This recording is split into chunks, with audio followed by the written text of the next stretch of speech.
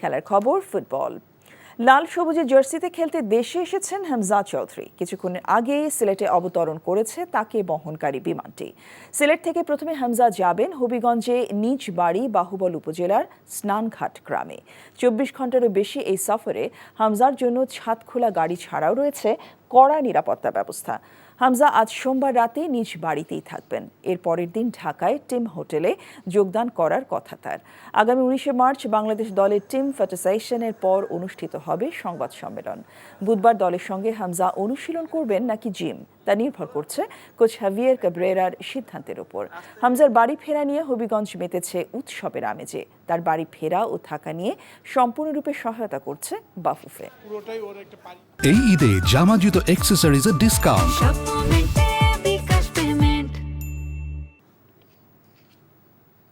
সিলেটে এই মুহূর্তে অবস্থান করছেন আমাদের সিনিয়র করেসপন্ডেন্ট কুশল ইয়াসের। সরাসরি চলে যাচ্ছি সেখানে। কুশল, হামজার আগমনের সর্বশেষ কি খবর আছে আপনার কাছে, আমাদেরকে জানাবেন।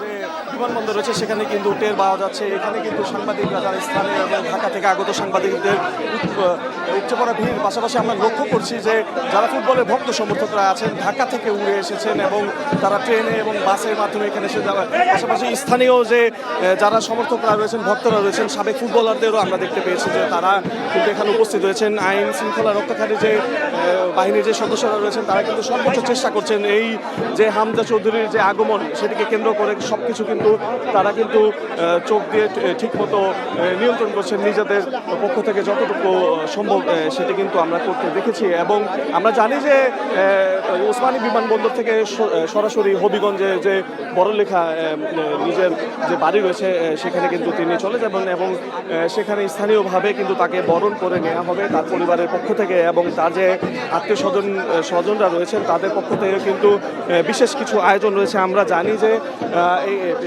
বাংলাদেশের পক্ষে 25 মার্চ ভারতের বিপক্ষে একটি ম্যাচে তিনি অভিষেক করতে যাচ্ছেন।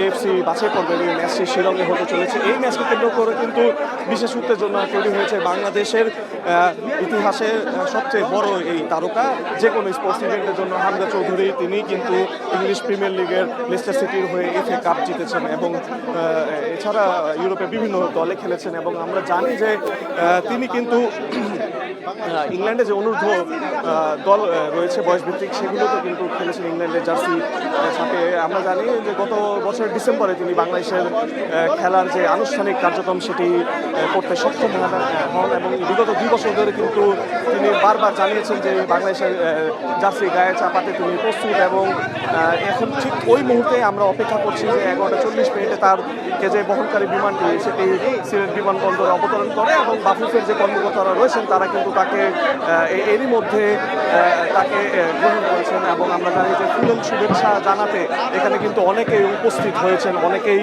কিন্তু তাকে এক নজর দেখার জন্য অধীর আগ্রহে অপেক্ষা করছেন এবং বিমানবন্দরে যে কর্মকর্তারা রয়েছেন তারা কিন্তু আমাদেরকে জানিয়েছেন যে কিছুক্ষণের মধ্যে এইখানে এসে তিনি সাংবাদিকদের সঙ্গে উপস্থিত হবেন এবং জানাবেন, কথা বলবেন তার ভাবনা বাংলাদেশকে নিয়ে। প্রথম দফা তিনি বাংলাদেশের জার্সিতে খেলতে বাংলাদেশে আসছেন। তিনি ছোটবেলা থেকে অনেকবার তিনি হবিগঞ্জে এসেছেন, সিলেটে এসেছেন, ঢাকা এসেছেন, কিন্তু এবারের আশাটা কিন্তু একেবারেই ভিন্ন। আমরা জানি যে তার ছোঁয়ায় বদলে যেতে পারে বাংলাদেশের ফুটবল, এমনটাই কিন্তু বলছেন যে তার ভক্তরা রয়েছেন, বাংলাদেশের ফুটবলের ভক্তরা এবং ফুটবল ফেডারেশনের যে কর্মকর্তারা রয়েছেন তারা কিন্তু এখানে উপস্থিত হয়েছেন। তারাও কিন্তু বেশ আশাবাদী যে তার হামজা চৌধুরীর মাধ্যমে বাংলাদেশের ফুটবলে বড় পরিবর্তন আসবে। জার্সি আছে সেগুলো আমরা দেখেছি, পাশাপাশি ফুটবল দলের জার্সি পাশাপাশি ক্রিকেটের জার্সি পরেও অনেকে এসেছেন।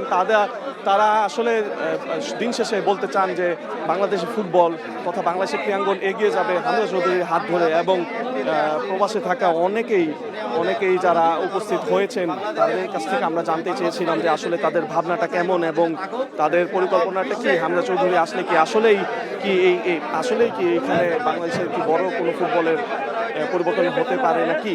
তো তারা বলছেন যে আসলে সব মিলে তারা আশাবাদী। হামজার হাত ধরে বাংলাদেশের আনাচে কানাচে অনেক বড় বড় ফুটবলাররা আছেন যাদের মাধ্যমে এই ফুটবলারদের মাধ্যমে বাংলাদেশের ফুটবলের পরিবর্তন হতে পারে। আমরা জানি যে হামজা চৌধুরী ঠিক হবিগঞ্জের উদ্দেশ্যে তার গাড়ি বহর এখান থেকে ছেড়ে যাবেন কিছুক্ষণের মধ্যেই হয়তোবা।